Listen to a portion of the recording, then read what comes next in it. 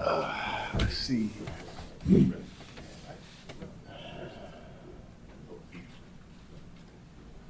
Okay. You got at one 5-minute goal. Is this a case of just stacking games, stacking wins, and see when you end up at the season's over? Yeah, like I said earlier, we can't control what anybody else is doing, so we have to control what we're doing as best as possible.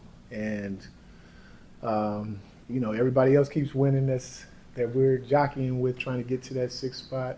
We have to keep winning too. And so, we're just finding a way. The first half wasn't pretty.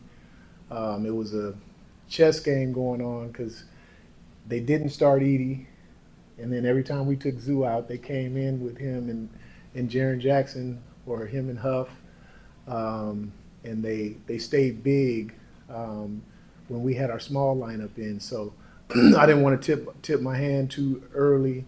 So in the first half, I said, well, I'll just fill it out and keep seeing how they're attacking us with their 2 bigs. And then we just made a minor adjustment in the second half.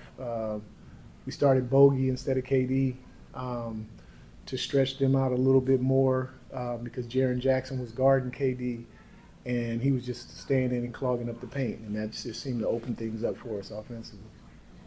Coach, with that lineup, with Bogey there, with the starting guys, got some real good success from that group. What did you guys see from them that made them so successful? Well, you can't, if KD is struggling, I mean, he shot the ball well from 3 tonight. He was 3 for 7. But, when they put a big like Jaren Jackson in the middle and kind of sag off of him, tonight our thing was inside out, and inside being whether we were throwing it in the Zoo or just piercing the paint with penetration. And Zoo, they were making it tough on him tonight. They were coming, they were fronting him, they were doubling, they were coming right away. And then with Jaren Jackson, he was in the paint, so we weren't able to really get into the paint. And we forced the ball too much trying to get it in there in the first half. And I think we had 8 turnovers at halftime, and they scored 21 points off of those 8 turnovers. So at halftime, we just talked about that. That's the game right there. We had live ball turnovers, which allowed them to get out. We lost Luke Kennard a lot in the first half because of those live ball turnovers. And, so we took care of the ball better in the second half and got back and identified their shooters. And then they weren't able to, try to outwit us in terms of throwing the 2 bigs in the game. They had to stay smaller because once we got a lead, they had to start trying to catch up. Right. I think you touched on this a lot already, but having those 21 points off of turnovers, I'm sure that contributed to the defensive. That was another shootout in the first half. It was a lot like Tuesday. What concerns do you have with just being able to establish, defensive mindset early in the game, and how happy are you that there are quarters tonight, the 3rd quarter, Tuesday night, the 4th quarter, where if you're like, hey, they're not scoring 20, the team is able to execute that? Yeah, I mean, I think that they had a sense of urgency. Once we got to half court, or I should say, in the second half. But we talked about the turnovers. We had been, I would say, probably over the last 8 or 10 games, really been taking care of the ball. So it was kind of uncharacteristic for us as of late to be turning the ball over the way that we were. I think I can remember twice where we had 4-on-1s, and we ended up turning the ball over. There were a couple of times where there were loose balls. We kind of got them, and then they ended up with the ball. So it was some kind of weird turnovers, but they were able to lock in that 3rd quarter. They held them to 16 points in that 3rd quarter, and then as we started getting stops, you could see them starting to find the joy again of, and it started to energize us on the offensive end. And that stretch where I don't remember at what point I put Ben Simmons in the game for Zoo.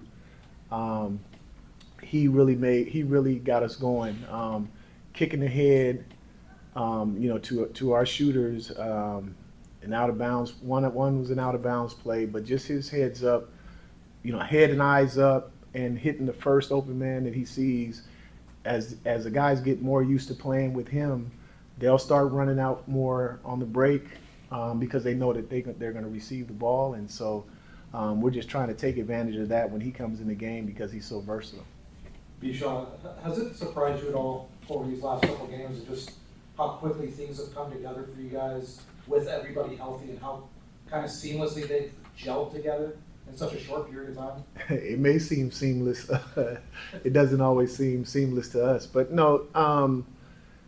I think that, I mean, we felt like we would be a team that the rest of the league wouldn't really think about, because especially starting out the season, Kawhi, however many games he missed to start the season, and then we just never had a full roster of healthy players, and so we always felt internally like, we know what we're capable of, and it was just a matter of, having everybody available, and the way that we're playing right now, everybody's sharing the ball, and we can throw a bunch of different combinations out there, and I think that teams aren't used to seeing us the way that we are right now, and so that's throwing them off a little bit, because there's combinations on the floor that haven't been on the floor at all for us this season.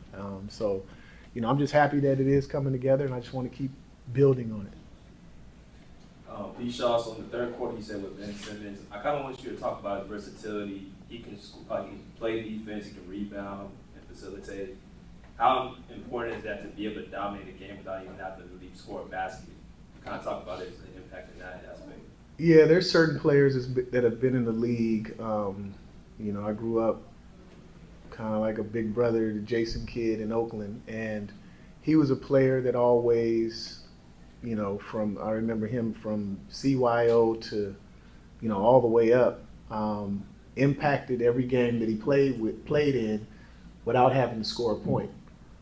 So Ben can affect the game defensively. He can affect, because he can guard 1 through 5. He has a high basketball IQ. And guys love to play with guys that love to pass the ball. Usually everybody, when you go to a workout, guys are working on shooting and they're working on moves. You don't see guys really working on passing. And so it almost energizes the rest of the guys when you have somebody who wants to pass the ball and doesn't care at all about shooting. They find openings, they cut harder, and they're more alert because they know at any time he can find them. And so, like I said, we're trying to jumpstart him being out there, and having our guys get more and more familiar with him, because there's still a lot more of him to be seen, and and so we're slowly kind of unpeeling that, and I think we still have a lot of juice in the fruit to figure out, and like I said, I'm happy that it's starting to come together as fast as it is in a time when we really need it to, because the Warriors keep winning, Minnesota keeps winning. This was a team that was ahead of us, so. That helps us. We have the tiebreaker against them if it ever came down to that. So we just have to keep building. We got another big game coming up in 2 days, and so we have to get ready for that. Thank you.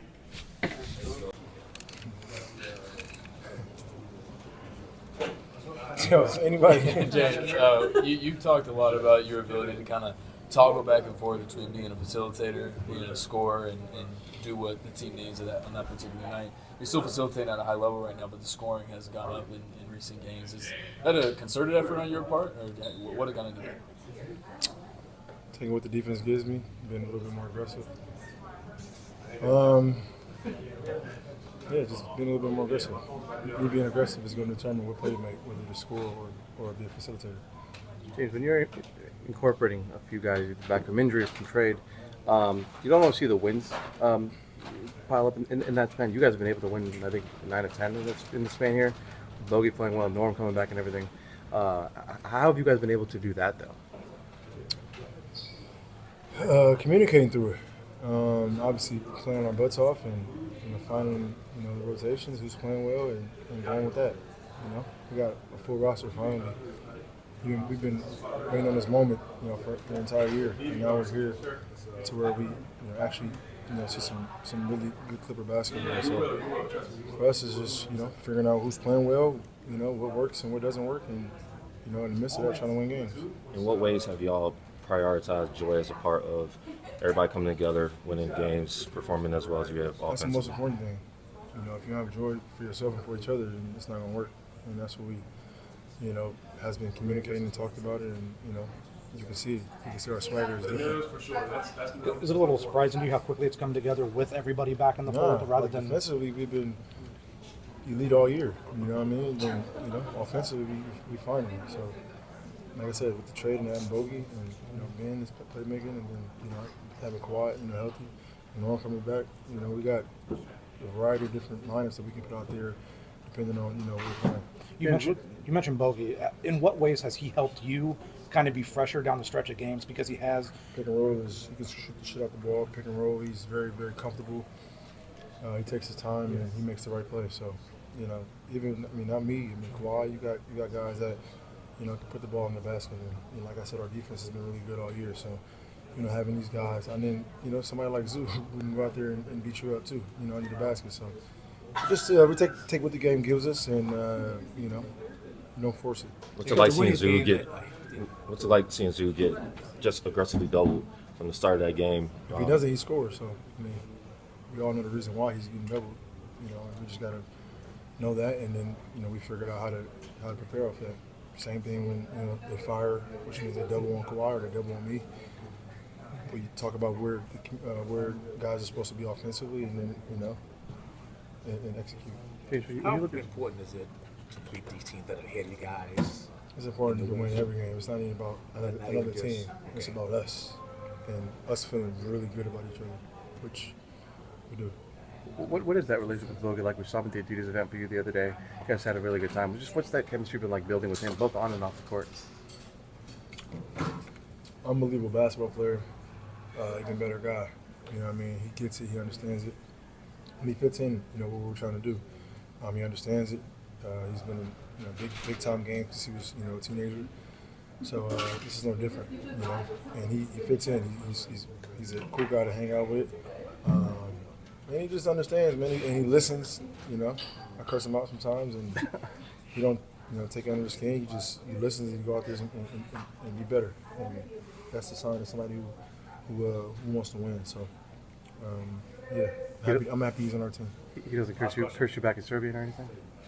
I told him he can, but we got that relationship. It's only been a few weeks, but we got that relationship to where we communicate, we talk about it, because at the end of the day, we all got one goal, and that's to win. So there's no,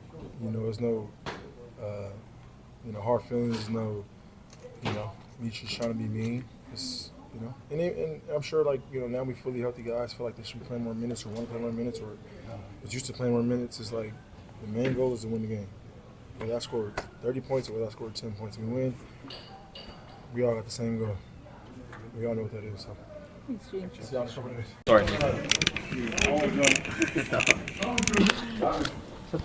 it kind of surprised you how quickly things have come together with everyone healthy and on the court and these last couple of games and everything? Hasn't been quick to me. We started off rough, but it's been good the last few games. Able to get some wins. Everybody contributing in their spots. If you're playing, 10 minutes or the whole game, everybody's collectively putting in the effort to win. How much fun is that? With everybody contributing like that and coming up with these wins? It's fun because you're involved.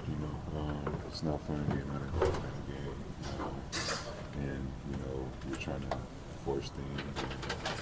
And, the teammates see that you're forcing things, but it's pretty much been a pretty good flow so far. You guys had a practice yesterday. Rishon was saying how you want to keep it light, but you want to keep it like fun, but obviously be detail oriented. Like, what was that balance like for you in practice? How did it kind of carry over into this game tonight? Just coming in and like you said, hitting on a few details and making sure that we're sharp and knowing what we're doing in different segments of the game. So, it's always good to be able to, refresh your mind or your memory of what's expected from you. You mentioned certain guys, obviously maybe play 10 minutes one night and maybe relied on more another night. How do you feel like this group has handled that, some of the fluctuation in roles? It's been good lately. Obviously, human nature comes in.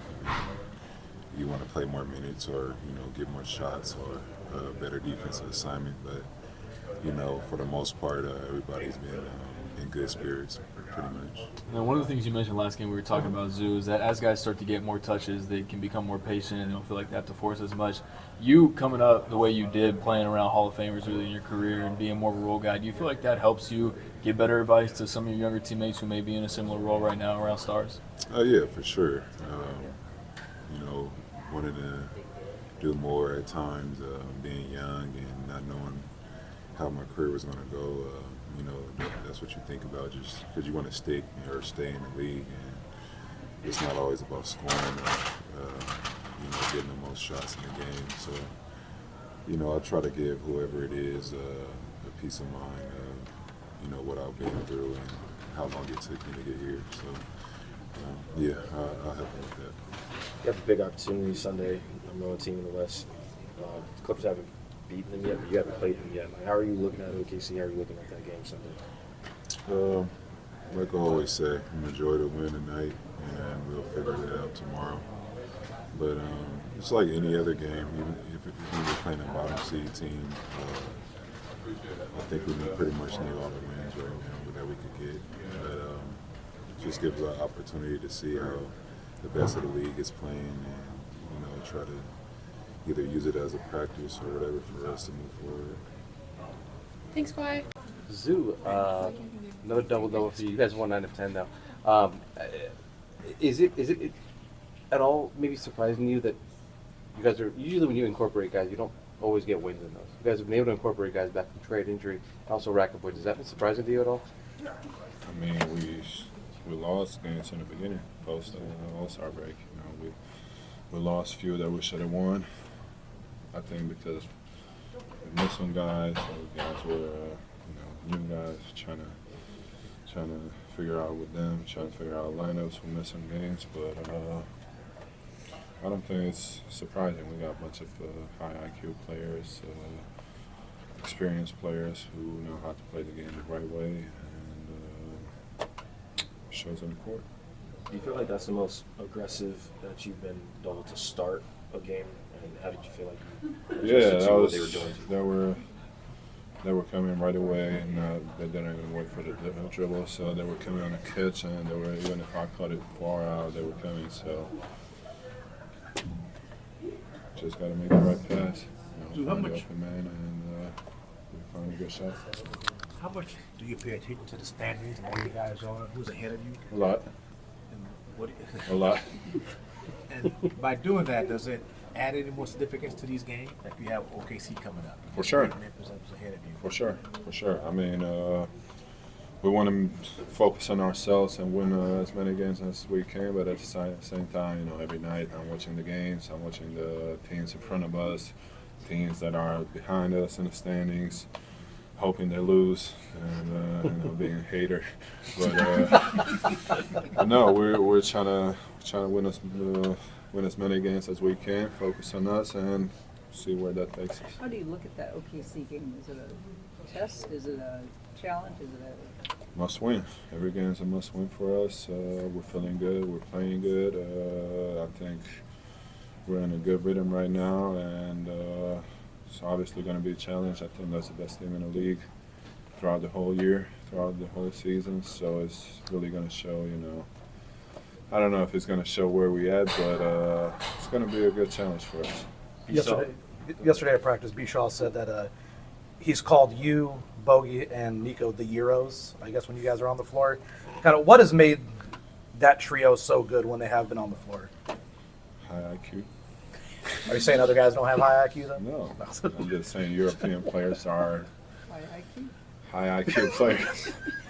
They are very fundamental. I think, playing as a pro from a younger age really, helps you to learn basketball. You gotta understand basketball. You gotta play with IQ if you want to get on the floor in Europe.